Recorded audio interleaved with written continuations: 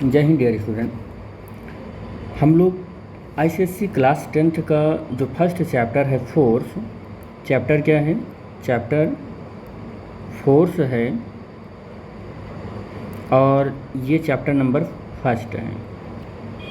इसमें हमने पहली एक्सरसाइज की जो एक्सरसाइज फर्स्ट है, और एक्सरसाइज फर्स्ट का नाम क्या है? मोमेंट ऑफ फोर्स,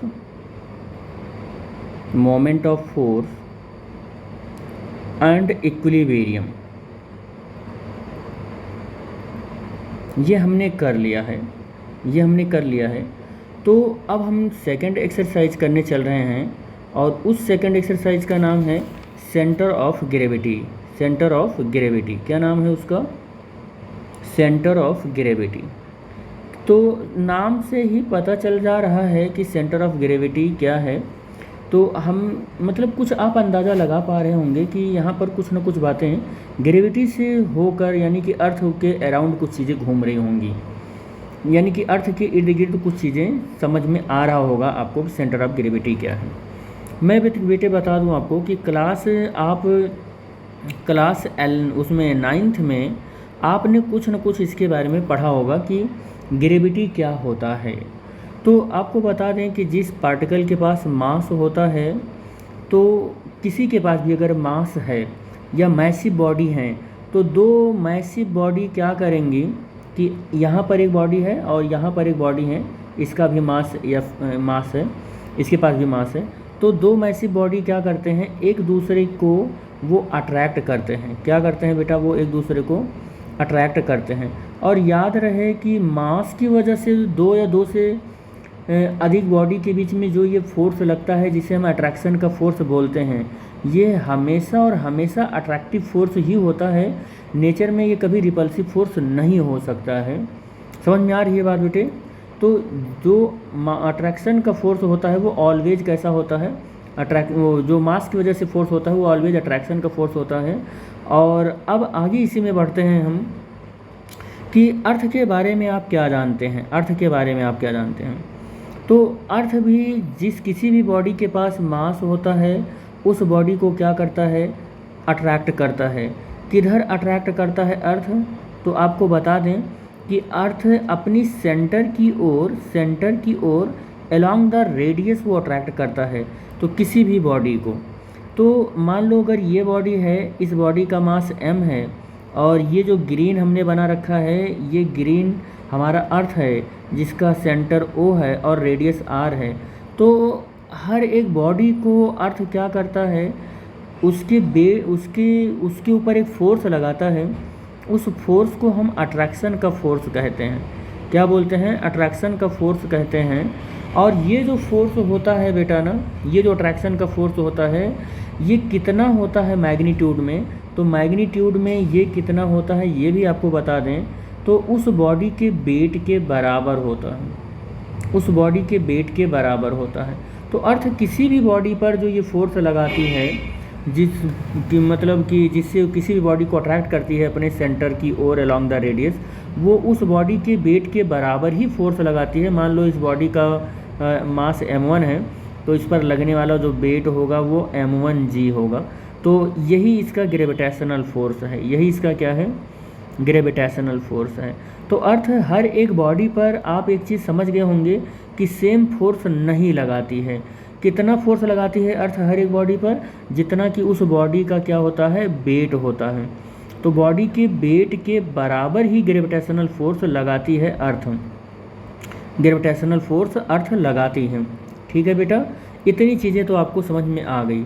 दूसरी बात हम लोग कर लेते हैं किसी पार्टिकल के बारे में या बॉडी के बारे में। तो हमें इतना मालूम है कि बॉडी का जो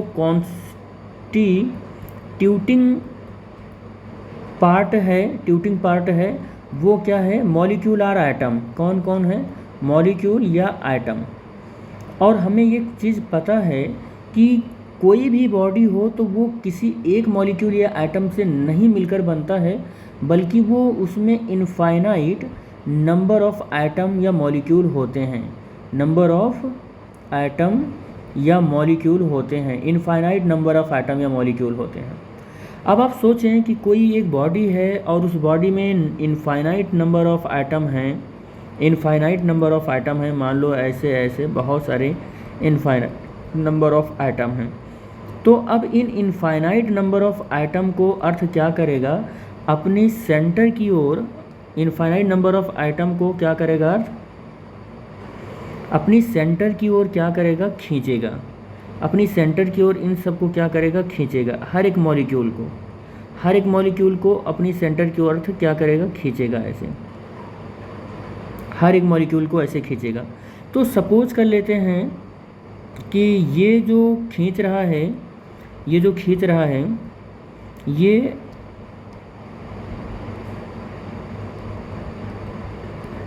ऐसे W1 W2 W3 W4 W5 W6 W7 और ऐसे इनफाइनाइट नंबर ऑफ मॉलिक्यूल हैं। इसमें इनफाइनाइट नंबर ऑफ मॉलिक्यूल हैं, इनफाइनाइट नंबर ऑफ मॉलिक्यूल हैं। तो इन इनफाइनाइट नंबर ऑफ मॉलिक्यूल का हर एक मॉलिक्यूल का अगर हम वेक्टर ड्रॉ करें अर्थ के सेंटर की ओर, ऐसे सेंटर की ओर जिन सब को अर्थ खींच रहा है, तो हम देखेंगे कि W1 W2 W3 dot dot dot ऐसे WN हम देखेंगे कि पार्टिकल्स का जो वेट होगा उन सब को अर्थ अपने सेंटर की ओर ऐसे अट्रैक्ट करेगा। इस तरीके से इस पूरी बॉडी पर अर्थ जो फोर्स लगा रहा है खींचने के लिए, वो कितना फोर्स लगा रहा है, W1 plus W2 plus W3 plus W4 plus dot dot dot और ऐसे WN फोर्स लगा रहा है। और ये जो फोर्स है, टोटल वेट अगर एक एक पार्टिकल का वेट हम ऐड कर दें तो total weight of the body मिल गया। क्या मिल गया, ये total weight of the body मिल गया। ठीक है, अब ये total weight of the body मिल गया, जिसको जो यही हमारा अट्रैक्शन का फोर्स है, ये अट्रैक्शन का फोर्स कौन लगाया है, अर्थ ने लगाया है इस पार्टिकल को अपनी ओर खींचने के लिए, जिसको हम लोग वेट भी कहते हैं, जिसको क्या कहते हैं, वेट भी कहते हैं या वेट फोर्स कहते हैं। ठीक है, इसी को वेट फोर्स भी कहते हैं।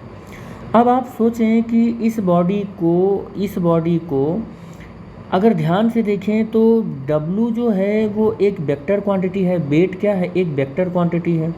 अगर एक वेक्टर क्वांटिटी है तो इट हैव टू थिंग्स, एक तो इसका मैग्नीट्यूड होगा, एक इसका डायरेक्शन होगा। अब मैग्नीट्यूड तो हमने इस तरीके से कैलकुलेट कर लिया कि W is equal to W1 plus W2 plus W3 dot dot dot nth particle का वेट ऐसे रख लिया।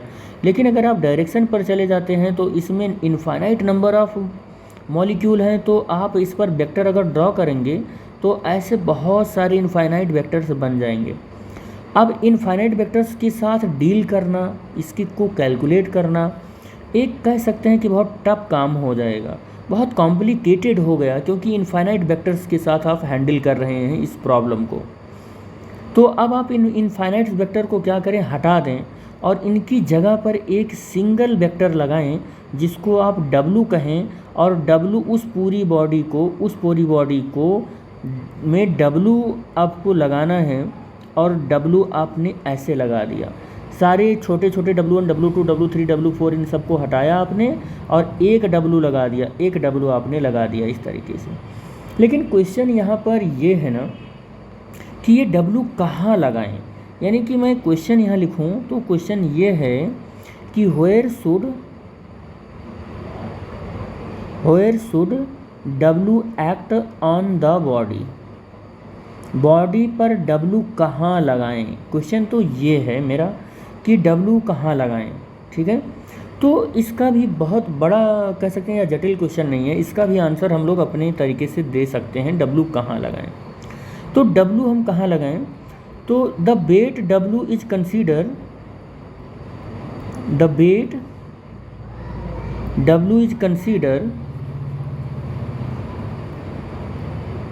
W is considered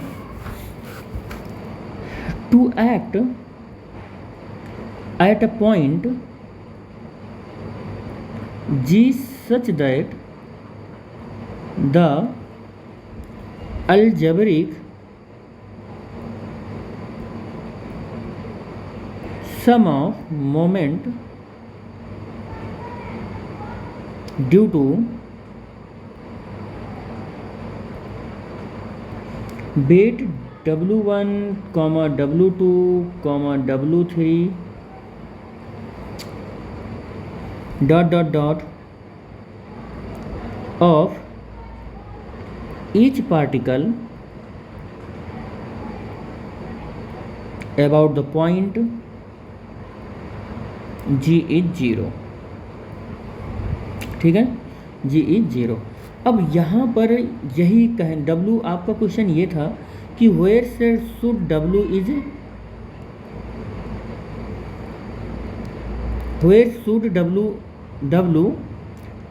ये where should W is act on the body।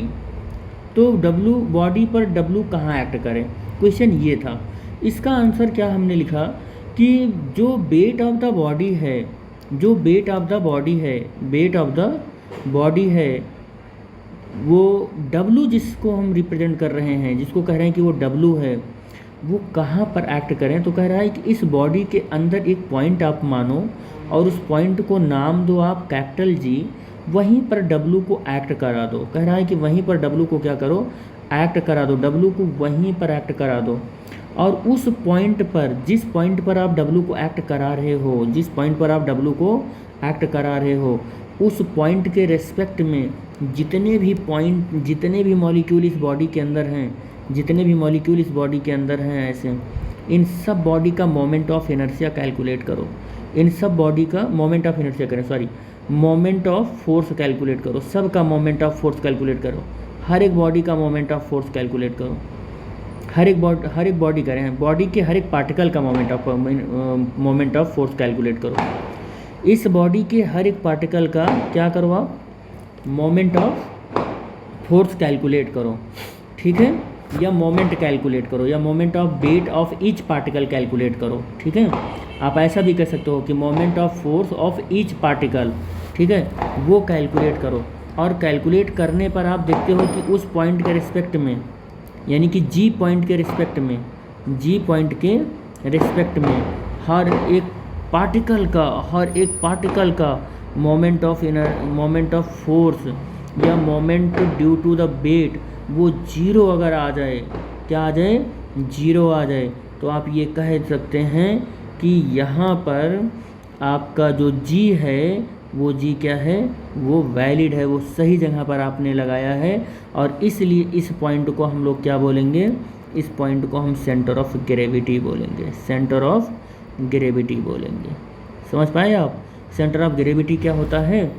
तो मैं फिर से एक बार आपको रिवाइज करा देता हूँ कि किसी भी पार्टिकल का हर एक, जो किसी भी पार्टिकल का जिस पॉइंट के around moment of the force जिस पॉइंट के रिस्पेक्ट में 0 आ जाए और उनका मोमेंट ऑफ फोर्स ऐड करो और उनका अलजेब्रिक सम निकालो।